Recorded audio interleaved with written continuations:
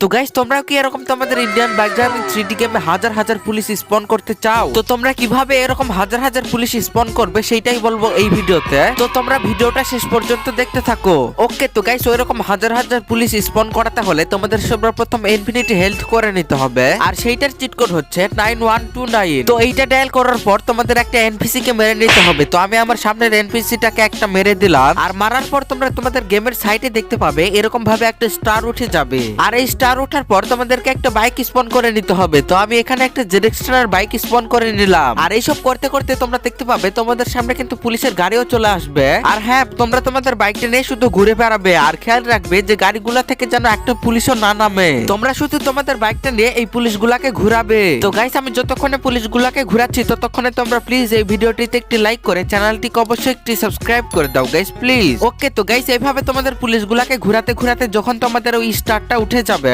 ঠিক তখনই তোমরা তোমাদের বাইকটা নিয়ে ওই পুলিশের গাড়ির কাছে চলে যাবে। এরপর তোমরা তোমাদের বাইক থেকে ফটাফট করে নেমে ওই পুলিশের গাড়িতে উঠে পড়বে।